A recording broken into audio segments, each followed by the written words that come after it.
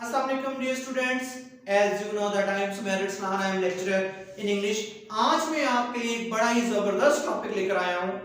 ऐसे सेंटेंसेस जो हम रोज यूज करते हैं, उर्दू में यूज करते हैं, पंजाबी में यूज करते हैं, सराइकी में यूज करते हैं, अपनी मदर टंग में यूज करते हैं, लेकिन इंग्लिश में हम उन जुमलों को यूज नहीं करते। आज मैं आपको बताऊंगा कि यूज टू का मतलब इंग्लिश ग्रामर में क्या होता है। यूज टू का मतलब होता है आदी होना। It is used to express someone's habit or state। किसी भी शख्स की आदत को जाहिर करने के लिए use to का इस्तेमाल किया जाता है। For example, मैं कहता हूं कि मुझे चाय पीने की आदत है, ठीक है, तो आप कैसे कहोगे इंग्लिश में? आप कहोगे I'm used to taking tea। अगर आपने कहना हो कि मुझे बदअखलाक लोगों से निपटने की आदत है, तब आप इंग्लिश में कहोगे I'm used to dealing with an immoral people, यानी कि मुझे बदअखलाक लोगों से निपटने की आदत है।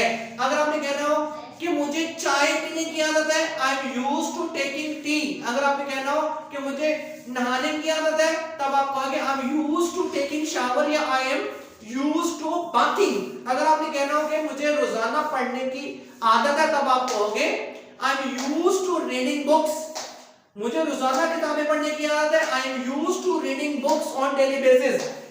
अगर आपने कहना हो कि मुझे रोजाना अखबार पढ़ने की आदत है, तब आप कहोगे I am used to reading newspaper on daily basis। I am used to reading newspaper daily।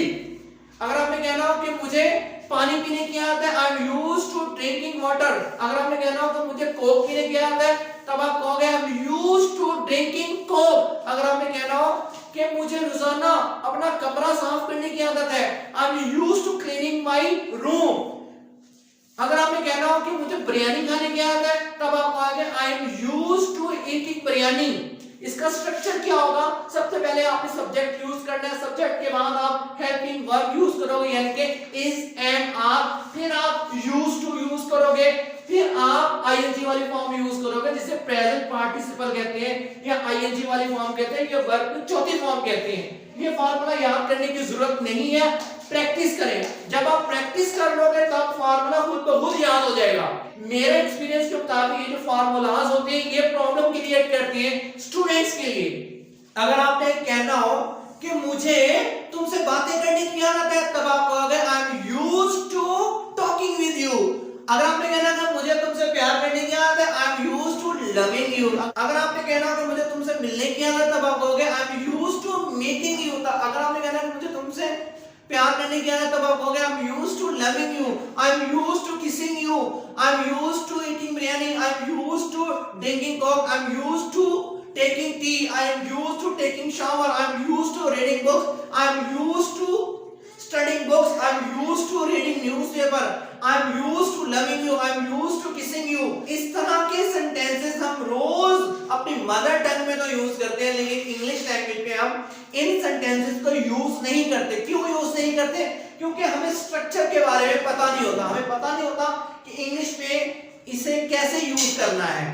Use to का मतलब होता है आदी होना, ठीक है। किसी भी शख्स की आदत को जाहिर करने के लिए हम यूज टू का इस्तेमाल करते हैं। फॉर एग्जांपल, अगर आपने कहना हो कि मुझे चाय पीने की आदत है, तब आप कहोगे I am used to taking tea. अगर आपने कहना हो कि मुझे बदअखलाक लोगों से निपटने की आदत है, तब आप कहोगे I am used to dealing with an immoral people.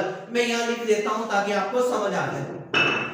मुझे चाय पीने की आदत है, I M used to taking tea। मुझे चाय पीने की, मुझे बदअखलाक लोगों से निपटने की आदत है, तब आप कहोगे I M used to dealing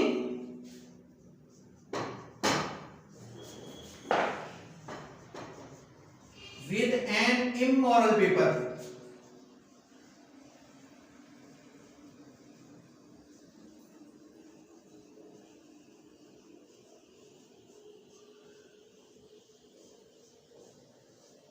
इसका स्ट्रक्चर आप देखिए, सबसे पहले आ गया आई क्या है? सब्जेक्ट है।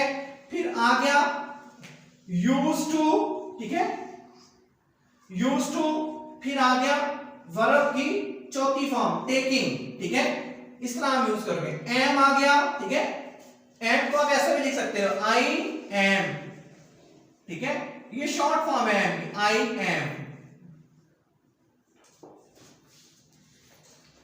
आई होप कि आपको मेरे लेक्चर की समझ आ गई होगी। Wish you best of luck, God bless you, Allah Hafiz.